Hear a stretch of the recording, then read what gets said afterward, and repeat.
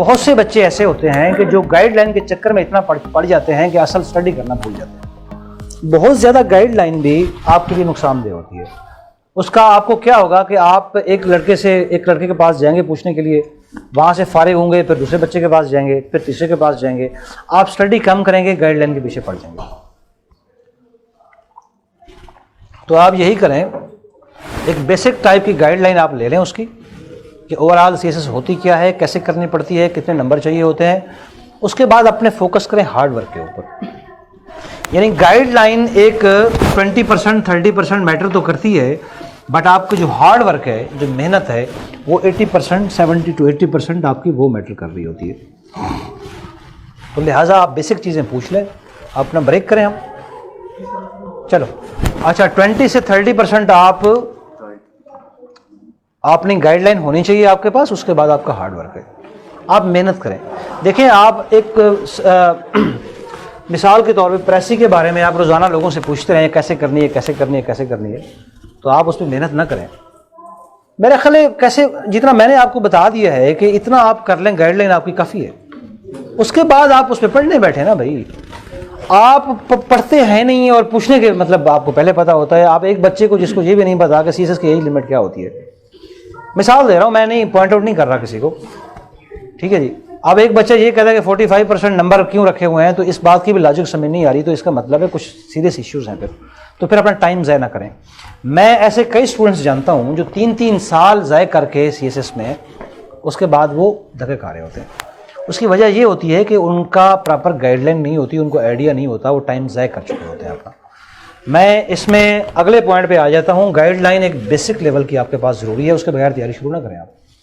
लेकिन basic guideline के बाद आप अपने हार्ड वर्क पर फोकस करें। मैं आपको एक बात बताऊं कि आपके लिए एक अच्छा जो एक इंटेलिजेंट कैंडिडेट है, उसके लिए इतनी गाइडलाइन काफ़ी है कि सिलेबस क्या है और पिछले 20 ईयर्स के क्वेश्चन पेपर्स क्या कहते हैं। मैं कहता हूँ इससे बढ़ के किसी से पूछने की ज़रूरत नहीं है। जो इंटेलिजेंट बच्चा है वो इससे काम चला लेगा, जो नालायक होगा फिर वो सारी ज़िंदगी पूछता रहेगा लोगों से। उसके बाद टाइम, सीएसएस के लिए अगेन ये कन्फ्यूजन है। आप किसी बच्चे से पूछेंगे कि आपने कितने अरसे में तैयारी की है, आपको लोग 3 बल्कि 2 महीने से लेके 3 साल तक का टाइम बताएंगे। कुछ आपको कहेंगे कि मैंने 2 महीने में कर ली है, जो कि बिलीवेबल लगता नहीं है बज़ाहिर, ठीक है ना जी। कोई आपको 2 साल बताएगा, कोई आपको 3 साल बताएगा। बेटे देखें, इसके लिए भी कोई हार्ड एंड फास्ट हुई नहीं है। मेरा ज़ाती ख्याल ये है कि जो एवरेज टाइम है वो 10 महीने से लेके 1 साल तक है, 12 महीने तक है। आपको इतना कम से कम पढ़ना चाहिए। आप अगर आपने अच्छा स्कोर लेना है या आपने अच्छा ग्रुप में आना है और टाइम ज़ाया किए बगैर, 1 मिनट मेरा, 10 महीने से लेके 12 महीने तक। हाँ, किसी बच्चे ने ऑलरेडी मिसाल के तौर पे कोई ग्रेजुएशन के अंदर या मास्टर डिग्री के अंदर प्रोग्राम के अंदर उसने 2-3 सब्जेक्ट पहले से कवर कर लिए हैं। मसलन किसी बच्चे ने सोशियोलॉजी पहले पढ़ लिए ग्रेजुएशन के अंदर, उसने हिस्ट्री पढ़ ली है, उसकी इंग्लिश ऑलरेडी अच्छी स्कूल की है, उसने इंग्लिश अच्छी है उसकी, तो हो सकता है वो 6 महीने में कर ले। लेकिन हर बच्चे के लिए शायद मुश्किल हो। मेरा ज़ाती ख्याल ये है 10-11 महीने से लेके 1 साल तक का पीरियड में ऑन द एवरेज ये होना चाहिए। और दिन में कम से कम आप 6 घंटे से लेके 7 घंटे तक आपको पढ़ना चाहिए। ये एक मेरा अंदाज़ा है, ज़रूरी नहीं है इसी तरह हो। कोई 5 घंटे भी पढ़ सकता है, कर सकता है, कोई साल की बजाय 6 महीने में कर सकता है। लिहाजा इसमें भी लोगों को गलत बयानी में नहीं आना आपने। कोई आपको 2 महीने बताएगा, कोई आपको 6 महीने बताएगा, कोई आपको 2 साल बताएगा, कोई आपको 3 साल बताएगा। बहुत से लोग आपको मिस गाइड करेंगे। तो लिहाजा किसी की मिस गाइडेंस में आपको आने की ज़रूरत नहीं है। आप अपने आप को देखें, आप अपने आप को जज करें कि आपसे 2 महीने में हो सकती है, 6 महीने में हो सकती है, 1 साल के अंदर हो सकती है। मेरा ज़ाती ख्याल ये है कि आपको 1 साल कम से कम या 10 मंथ्स आपको चाहिए होंगे।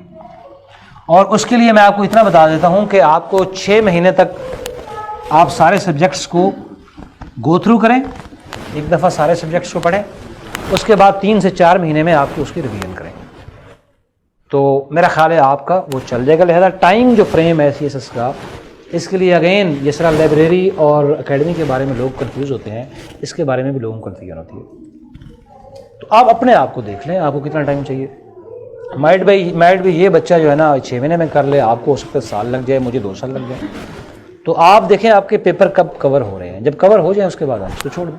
ज़रूरी नहीं है आप 2 घंटे में, अगर आप इंटेलिजेंट हैं तो आप 2 घंटे में पढ़ सकते हैं, 3 घंटे में पढ़ सकते हैं।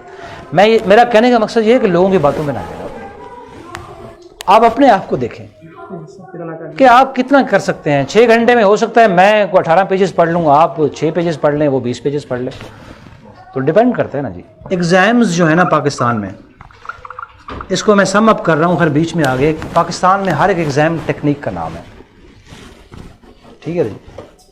अब हो सकता है बाज़ औक़ात एक बहुत लायक बच्चा इतने नंबर ना ले सके जो एक एवरेज बच्चा ले जाता है बाज़ औक़ात। वजह उसकी ये है कि ये सारी टेक्निक्स वो इस्तेमाल कर रहा है, ये सारी टेक्निक्स ही है ना जी। तो पाकिस्तान में बेसिकली एग्ज़ाम्स जो हैं मोस्ट ऑफ द टाइम वो टेक्निक्स का नाम है कि आपने अपने सब्जेक्ट्स अच्छे चूज़ किए, आपने बुक्स अच्छी ली, एक मेन बुक, बाकी सपोर्टिंग बुक्स, और सपोर्टिंग बुक्स के अंदर नहीं घुसना आपने, जितनी चीज़ की रिक्वायरमेंट है वो लेनी है, बाकी छोड़ देनी है आपने। देन लाइब्रेरी और एकेडमी के अंदर जितना आपके लिए यूज़फुल है उतना इनको इस्तेमाल करें, उससे ऊपर इस्तेमाल ना करें।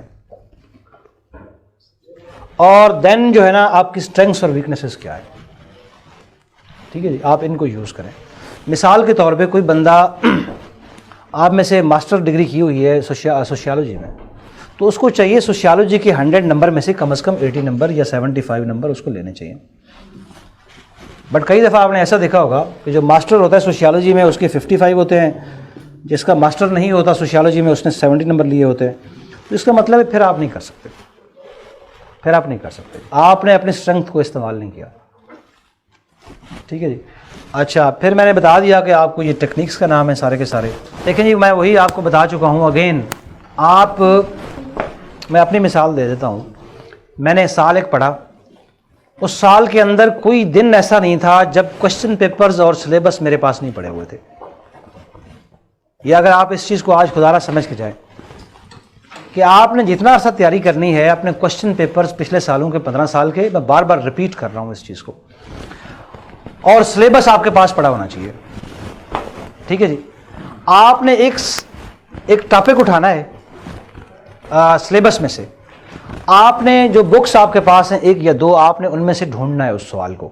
आपको ये बता देता हूं, चलो बिग बैंग थ्योरी है, ये थ्योरी है। अब ये टॉपिक के अंदर सिलेबस के अंदर, एवरीडे साइंस के सिलेबस के अंदर ये टॉपिक शामिल है, क्वेश्चन ही ये टॉपिक है। अब आप देखें कि इस टॉपिक के ऊपर कितने एंगल से, कितने उससे एंगल से क्वेश्चन बन सकता है इसमें। अगर आपने यानी 2 एंगल से बन सकता है कि do you agree with this big bang theory, या इसकी एक्सप्लेनेशन, इसको एक्सप्लेन करें, या इसके ऊपर नोट लिखें, यानी 3-4 एंगल से सवाल आएगा ना जी आपके पास। काइंडली आप फ़ोन भी बंद कर देगा। तो आप बिग बैंग थ्योरी को, आप 3-4 एंगल से सवाल आपका सिलेक्ट होना है, तो आपके पास अगर एक बुक है उसमें से 2 एंगल कवर हो रहे हैं, आपको लगता है तीसरा एंगल जो 2005 में क्वेश्चन आया था तीसरे एंगल से आया था। अब आपको मैं कैसे समझाऊं, आपने यानी 2005 का क्वेश्चन पेपर देखा, उस पर बिग बैंग थ्योरी के ऊपर एक सवाल आया हुआ था, एक सर्टेन एंगल से आया हुआ था। 2007 में टॉपिक यही था बट क्वेश्चन का एंगल डिफरेंट था। 2012 में सवाल तो इसी पे आया हुआ है 2000 बिग बैंग थ्योरी के ऊपर, बट क्वेश्चन का एंगल अगेन डिफरेंट था, ठीक है ना जी। तो आपको लगता है कि यार जो बुक आपके पास है एवरीडे साइंस की, उस पर 2 एंगल कवर हो रहे हैं, तीसरा नहीं हो रहा, तो आप फिर जाएं मार्केट में 1-2 किताबें और ले आएँ। लेकिन जब किताब ले आएंगे, अब उस किताब को उसी तरह सारा नहीं पढ़ना आपने ये करना है कि जो तीसरा एंगल है जिसकी आपको कन्फ्यूजन थी, अगर वो आपको मिल जाता है तो वो कवर करें, फिर किताब को रख दें साइड के ऊपर। यानी उससे आप नोट्स लेके मटेरियल एक्सट्रैक्ट करके आप उसको रख लें। यानी मेरा कहने का मकसद ये है, मैं आपको इसकी एक और भी मिसाल देता हूँ कि आपने इंग्लिश ग्रामर की जो है ना, आपने कुछ 5 किताबें ले आए हैं, ठीक है जी। मुझे आप किताबों के नाम याद तो नहीं है, मैं कहता हूँ कि एक ऑक्सफोर्ड इंग्लिश ग्रामर है, तो इस तरह किताब होगी शायद मार्केट में, ठीक है जी। आपने ये आपकी बेसिक बुक है, आप इसको रखें एज ए बेसिक बुक। आप इस बुक को सारा पढ़ना है आपने, पेज 1 से लेके पेज लास्ट तक। उसके बाद जब आप सपोर्टिंग बुक्स लाएंगे, आपने उसमें से करेक्शन करनी है मिसाल के तौर पे, या डायरेक्ट इनडायरेक्ट करने हैं। अब आपको जो मेन बुक है ये पढ़ने में हो सकता है आपको 7 दिन लग जाए, लेकिन जब आप कोई नई स्पोर्टिंग बुक पढ़ेंगे दूसरी, उसको आपको 2 दिन से ऊपर नहीं लगने चाहिए। अगर उस पर भी आप 7 दिन लगा रहे हैं तो फिर आप नालायक हैं, आप कामयाब नहीं हैं फिर। इसलिए कि आपने ऑलरेडी, यानी आपने इसके बारे में, प्रेसी के बारे में जो थ्योरी थी वो आपने सारी पढ़ ली, इस बुक से पढ़ ली। अब इस बुक में जो स्पोर्टिंग बुक नंबर 2 है, उससे आपने 2-3 पॉइंट्स सिर्फ वही पढ़ने हैं कि जो इसमें कवर नहीं थे। बाकी तो स्कैन करना है, जल्दी से आपने पढ़नी है, स्कैन करना है उसको। यानी आपने देखा कि इस पर लिखा हुआ है कि जी जो चीज़ें उसमें पैरे के अंदर शामिल ना हो, आपने कोई नई चीज़ अपनी तरफ से नहीं डालनी। ये ऑलरेडी आप इस बुक से पढ़ चुके हैं, उसको स्कैन करके आगे नंबर 2 पे चले जाए, आप नंबर 3 पे चले जाए फिर आप। यानी आप मेन बुक के ऊपर फोकस करें, जो स्पोर्टिंग बुक्स हैं उसको उतना पढ़ें जितनी रिक्वायरमेंट है आपकी। मेरी बात समझ गए ना?